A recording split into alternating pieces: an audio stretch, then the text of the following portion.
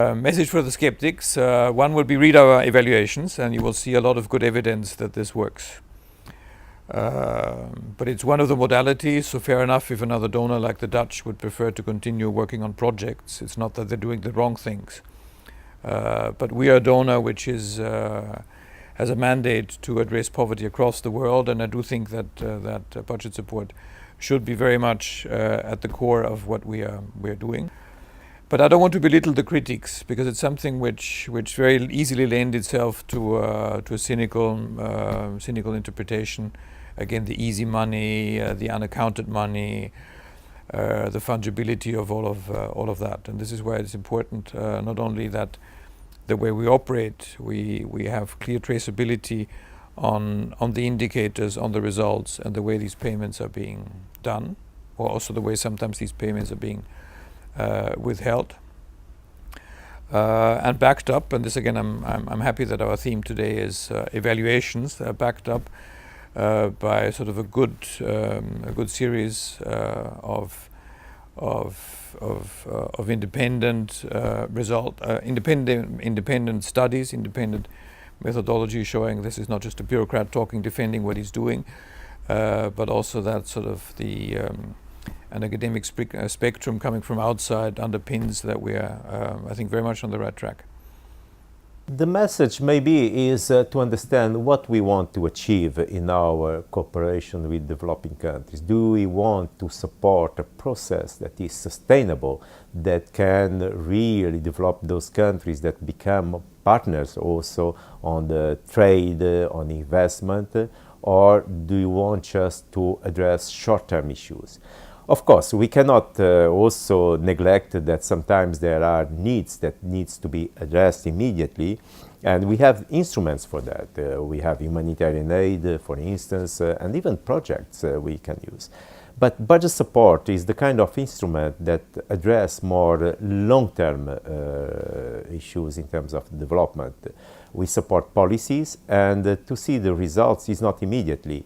Sometimes it takes a few years before we can see the results. So this is the message, that budget support is part of a portfolio of an aid modality that complement other aid modality, and we tackle more medium long-term issues in terms of development. But of course, from our side, as I mentioned, we are ready to improve the instrument, and particularly to communicate what we can achieve.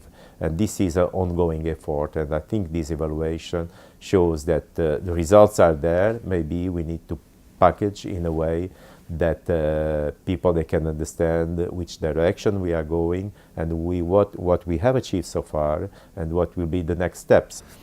Well, I mean, I think there is a big issue about how to sell this to the skeptics, and I think part of it is that budget support proponents need to recognize it doesn't always work. And we need to be upfront about saying budget support is good in circumstances for certain things, but not for all of our development objectives. That must be the starting point. But secondly, we need to sell much better what has been achieved. I mean, as I said at the beginning, these countries with diverse settings, with difficult governance backgrounds, have nevertheless achieved real transformational change within their social sectors, but also positive changes on public finance management, on the control of corruption. That's something that should be much better sold than it is. And then the other point, I think, is that if one expects to make transformational change, to build institutions, one has to take certain risks. It's not the same as building a road or distributing condoms or distributing bed nests. There will be risks, there will be occasions where your partner does things you would prefer they didn't do. But that's exactly the nature of institution building. And again, I think that needs to be part of the upfront debate, rather than our politicians being surprised that the country X that they're supporting has, a procurement scandal.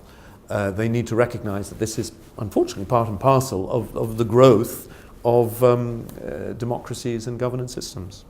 We have been able to contribute it through the budget support to have certain achievements at the outcome level, like, for example, enrollment rate, like the vaccination rates, like passing rates, making use of rural clinics.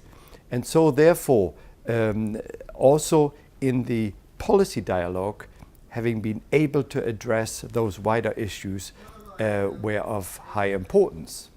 Now, this is indeed one of the differences between the budget support that is able to address wider systems and a specific project, where a project can create an output as regards a school or a hospital or a road.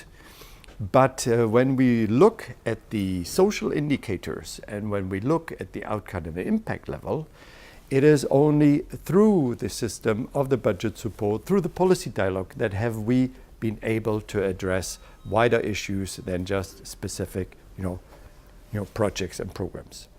Having said that, one should not assume that budget support is a panacea, is the instrument we should use everywhere. Certain conditions have to be right, have to be in place. Now, we can see that in certain situations, for example, if you have a capacity building program, or if you have not yet a policy or strategy in place, that in that cases it is better to provide a project support to a government in order to establish those kinds of policies or wider strategies. Also, sometimes on a decentralized level, it is very important to work on a local level on service delivery through a project.